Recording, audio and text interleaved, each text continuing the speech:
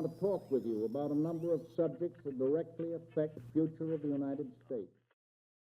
Thanks, Mike, and thank you all for bringing this bill up. People say to me from time to time, Randy, you don't like you just are against immigration. And I look at them dead center and I say, no, I'm not. I wouldn't be here without it. My grandfather and my great-grandfather came over from Germany on the boat in 1903. We have the manifest. My grandmother to Texas, they went through New York and came to Texas. My grandmother's family came over in 1845 and settled in Central Texas. If that hadn't happened, I wouldn't even be here. But, folks, they did it legally. So I want to thank you all again for bringing this up, Dr. Babin, this Birthright Citizenship Act. Let me tell you something.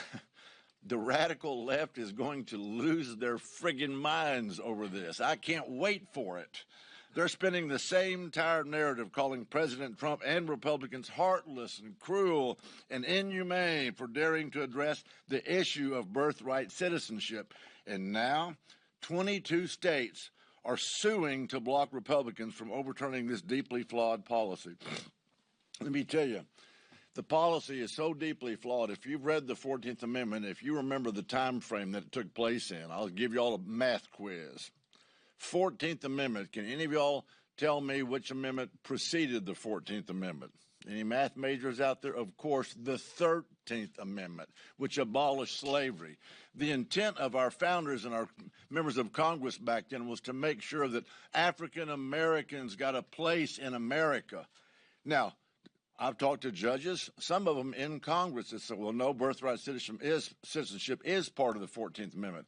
I said, look, just because some court has interpreted that doesn't make it right, doesn't make it law. The courts and the judges get it wrong. Supreme Court gets it wrong all the time. They actually ruled that African Americans could be counted as 3/5 of a citizenship for census records, right? They also ruled that Negroes could use separate but equal bathrooms. I think it was Brown versus Board of Education. And then they ruled in Roe v. Wade in 1973, it's okay to kill unborn children. The courts don't always get it right. Here's the truth. The 14th Amendment was never intended to serve as a blank check for illegal immigration.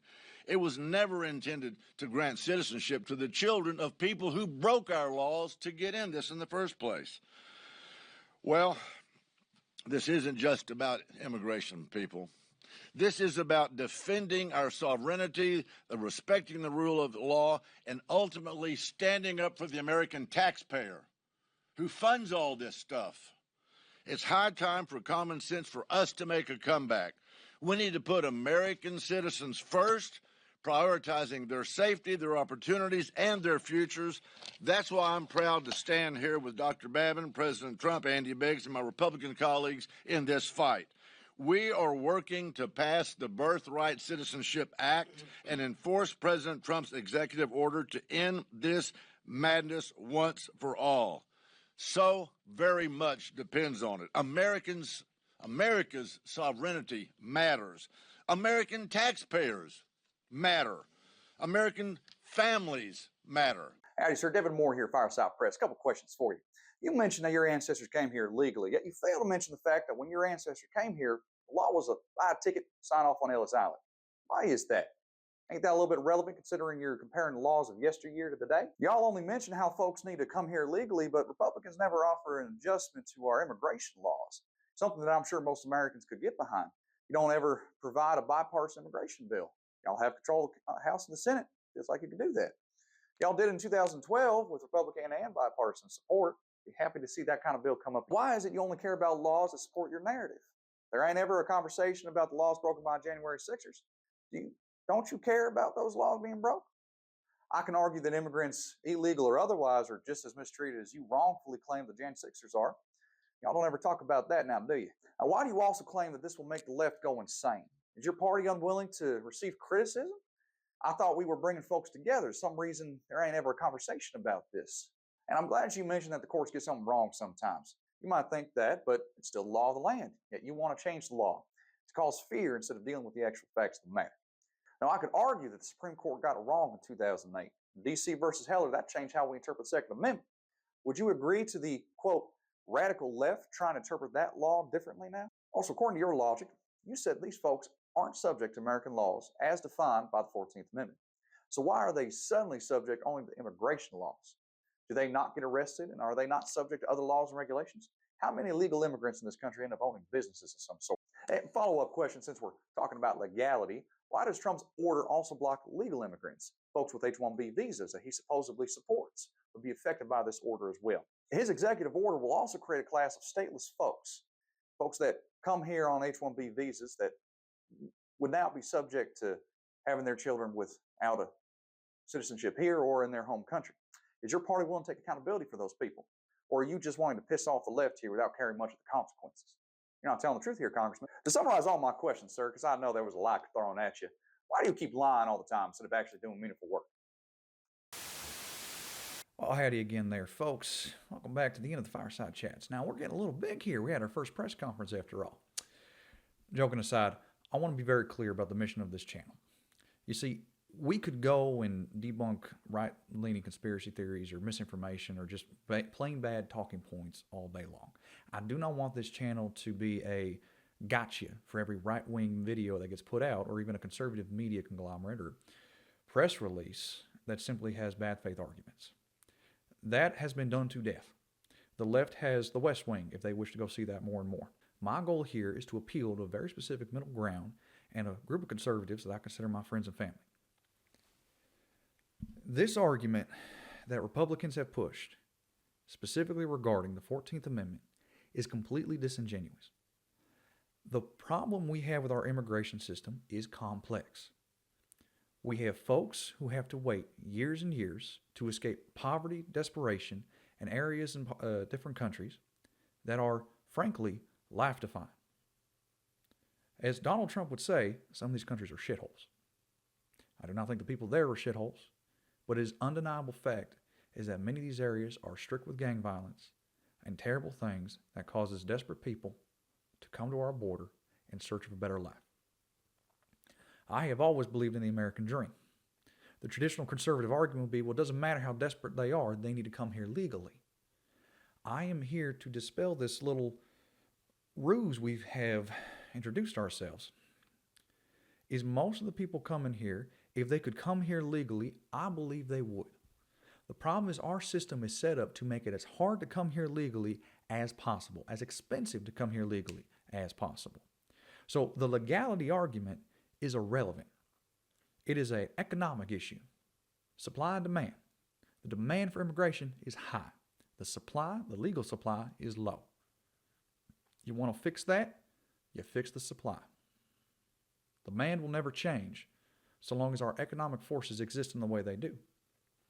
Now, radical ideas to help fix these issues might be to invest in better infrastructure down there, to invest in better economies down there, to help build up those nations, so that way they'd want to stay put, not have to go leave.